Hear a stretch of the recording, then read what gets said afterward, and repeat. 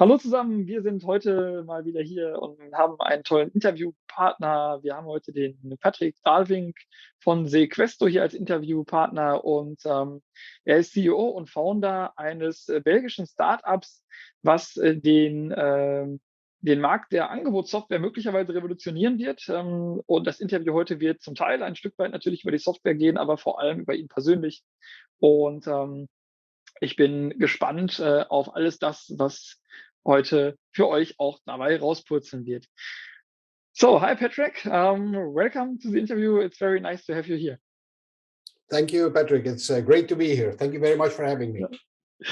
Yeah, so I'm really eager to know some personal things about you. We will have a look on sequesto. You have very deep insights to the bid and proposal industry, as you are in touch with a lot of companies from a lot of branches and industries.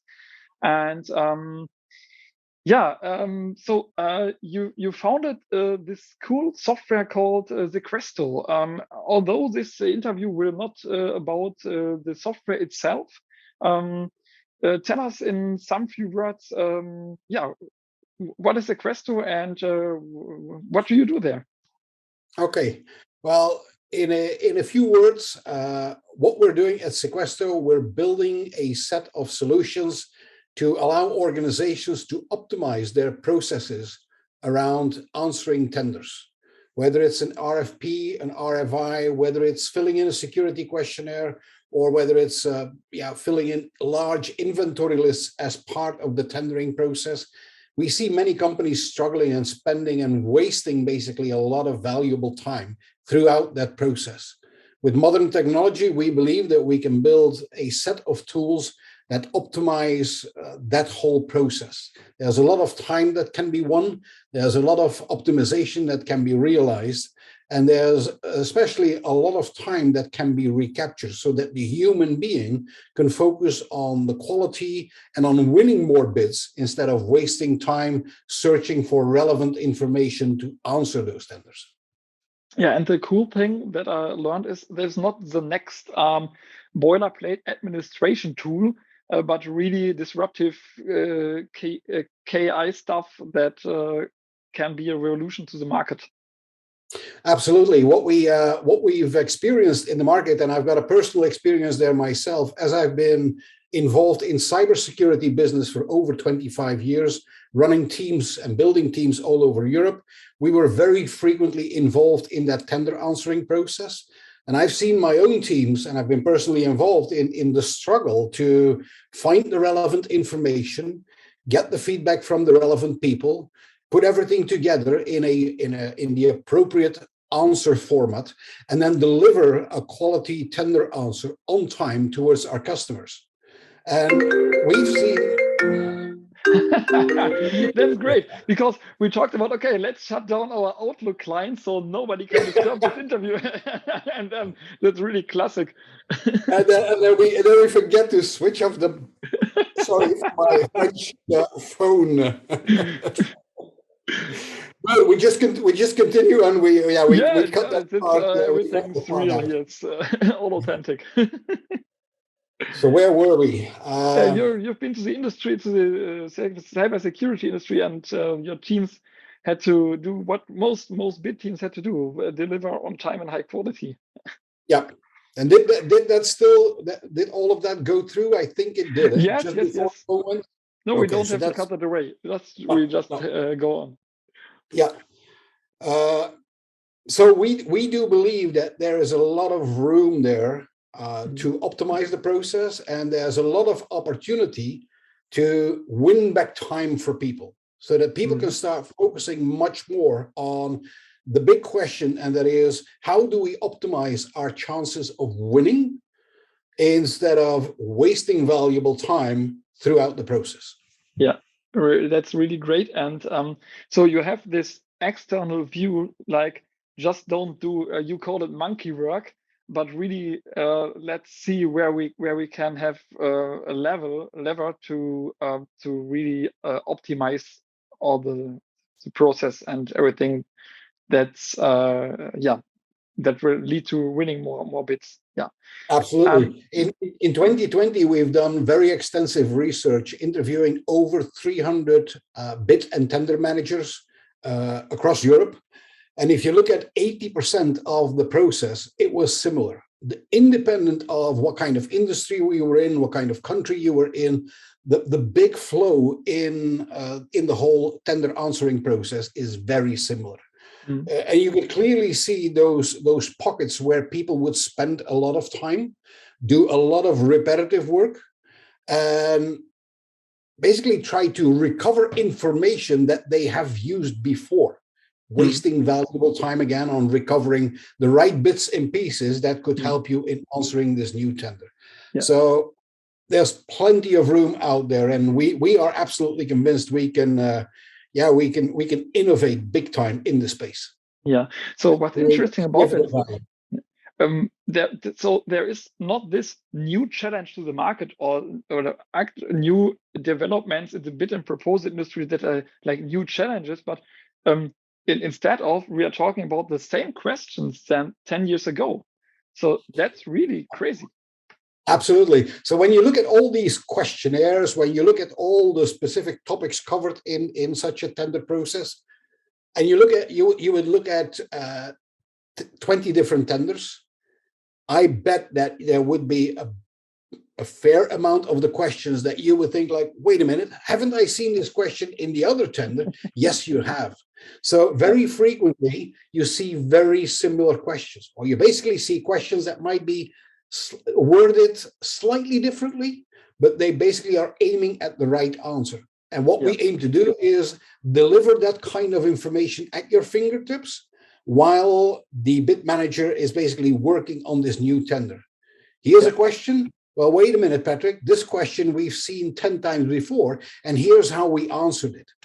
The idea is not to automatically fill in the tender. The idea is much more, stop wasting time on retrieving and finding information. We deliver the information at your fingertips, and the bid manager will then say, okay, this answer is the closest to the answer I would want to give.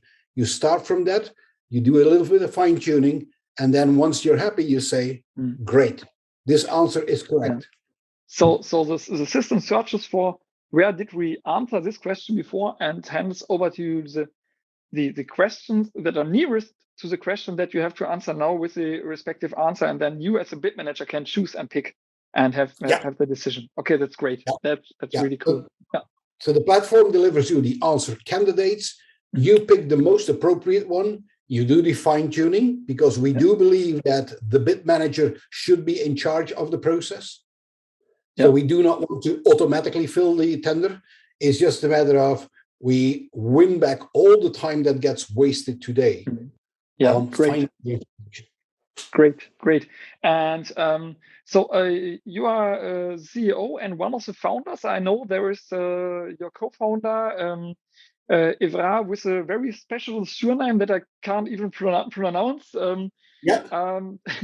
But I know, I met him a lot of times online, so he's a really cool guy. So tell us, where did you two meet, and how did all this stuff start? Because you also can say, could have said, let's work for another 10 or 15 years, and then I get my pension and I go to an AIDA club shift or something like that. And so how did all this get started?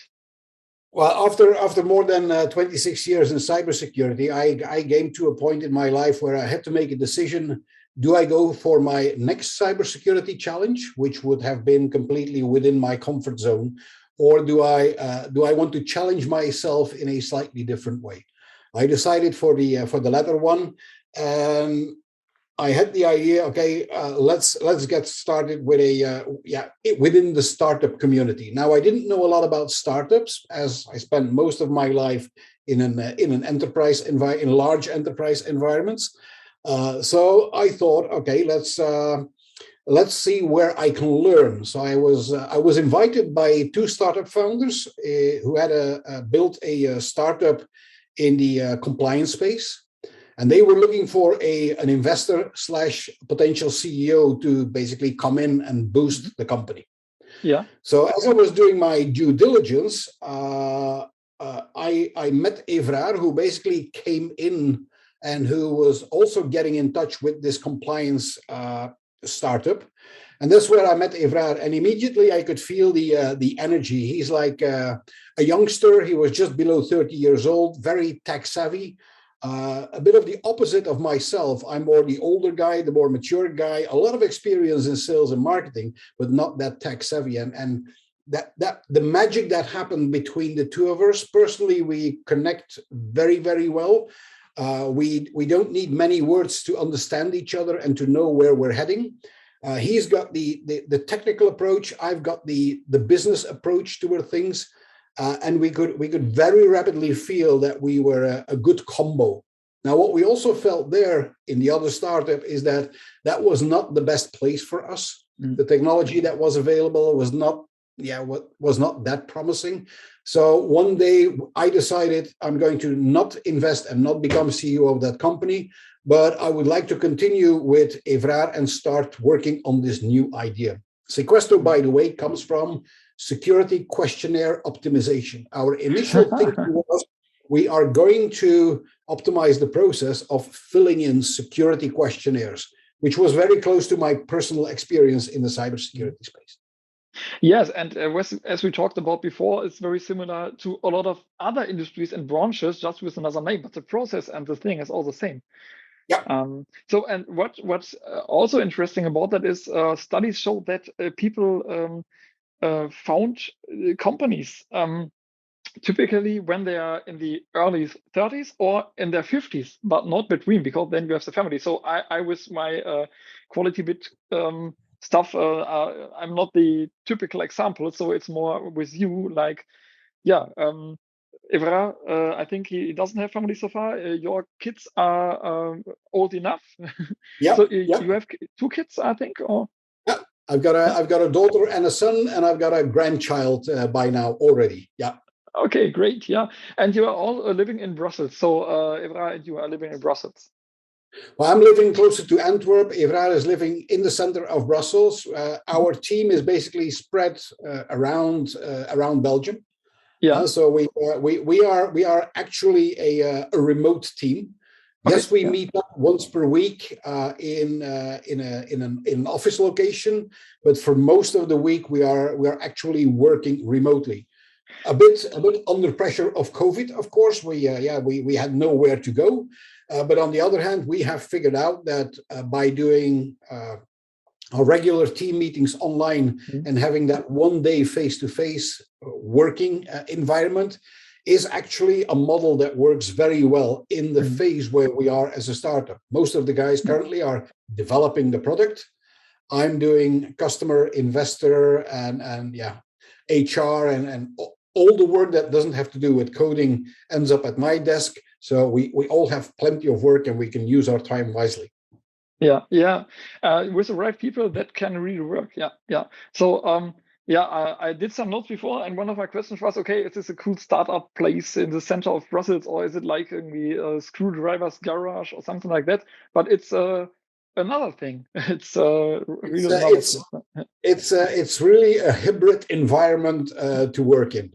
And if there's a need for us to really be together, well, sometimes 2 or 3 people out of the team meet up in one of those office locations. And on other days, people will say, no, today and tomorrow, I'm working from my home office. You start early in the morning. You've got plenty of time to continue working until the job is done. So I think it's a healthy mix, especially with a fairly small team that we currently still are. Only 6 people at the moment, and 3 more to come on board shortly. But you want to grow up to the next 2 years, up to 30, 50, 60, or can you? I do believe we've got a healthy growth ambition to become the European market leader in the tender answering process or the tender optimization process.